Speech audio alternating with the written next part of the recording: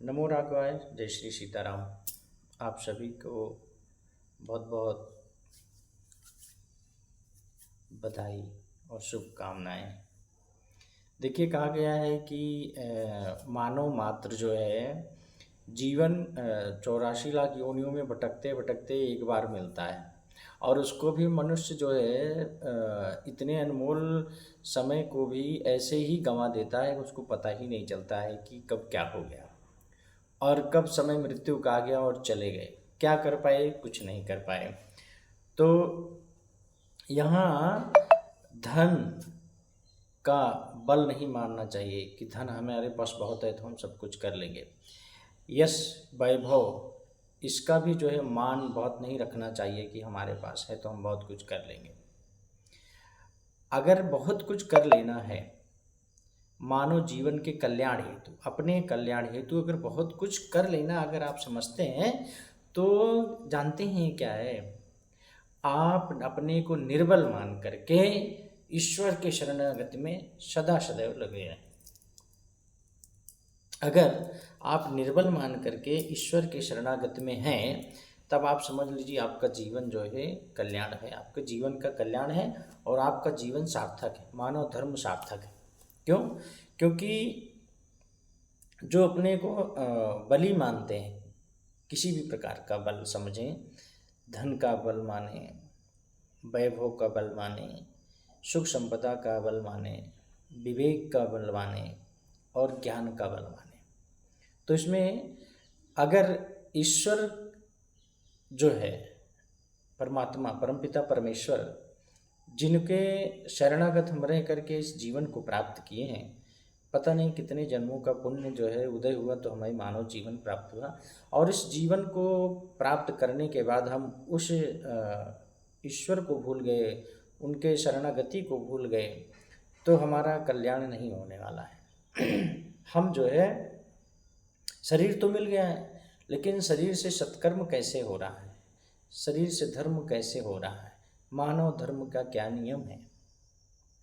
मानव मात्र का धर्म है कि ईश्वर की शरणागति जीवन को चलाते समय आप अपने लोक रीतों की पालन करते हुए, लोक रीतों का पालन करते हुए आप ईश्वर की शरणागति रहे। आप उनके सामने जो है अपने को बलि मत समझिए, नहीं तो नाश होने में समय नहीं लगेगा, आपका विनाश होने में समय नहीं लगेगा। इसलिए आप जो है, हे मानव जाति, सभी मानव धर्म, मानव जीवन को प्राप्त करने वाले मनुष्य ईश्वर के शरणागति, क्योंकि कहते हैं ना कि जब राम सहारा हो तो कौन बिगाड़ेगा। अगर आप ईश्वर के सहारे हैं तो आपका कोई कुछ भी बिगाड़ नहीं सकता है। और अगर आप सोचें कि हमारे पास बहुत बुद्धि है और हम बहुत विवेकी हैं, तो जो इसका घमंड कर लेता है तो उसके एक स्क्रू को ईश्वर जो है ढीला कर लेता है और फिर में मुंह में पत्थर दबा करके घूमता है। भगवान का आहार ही घमंड है, अहम है। अगर मनुष्य को किसी प्रकार का अहम हो जाता है, घमंड हो जाता है, तो समझ लीजिए कि ईश्वर का जो भोज्य पदार्थ है वो तैयार हो गया है। अगर बल का घमंड है तो ईश्वर जो है उसको ऐसा निर्बल बना देगा, ऐसा रोग उत्पन्न कर देगा कि वो सदा के लिए जो है निर्बल हो जाएगा।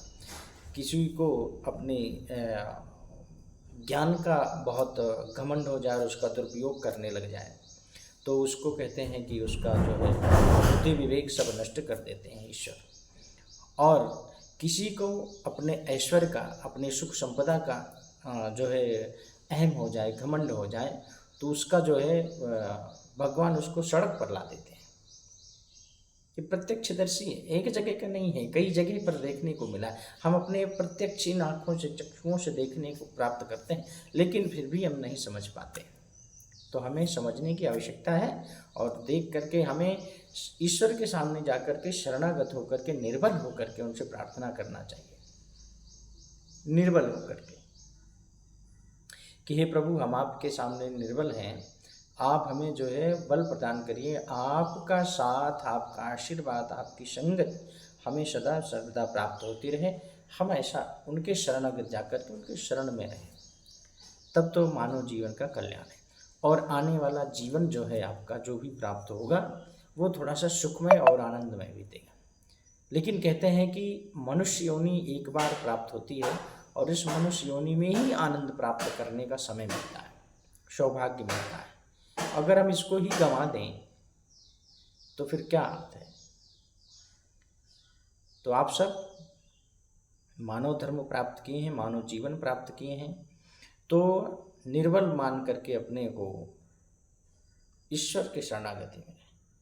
आपके पास धन है, आपके पास बल है, आपके पास पौरुष है, आपके पास विद्या है, आपके पास विवेक है, तो किसी असहाय का सहारा बनिए, उसको आप मार्गदर्शन प्रसाद करिए, उसके विवेक ऊर्जा बढ़ाइए।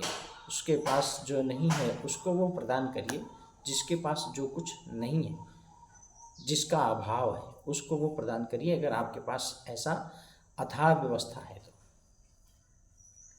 लेकिन उसका दुरुपयोग करने के लिए आप अपने छोटे से थोड़े से संपत्ति को, थोड़े से धन को, थोड़े से वैभव को और थोड़े से विवेक को, बुद्धि को ऐसा प्रचंड मत समझ लीजिए कि ये हमारे पास जो है अजेय है, यह जो है नष्ट हो जाने वाला है।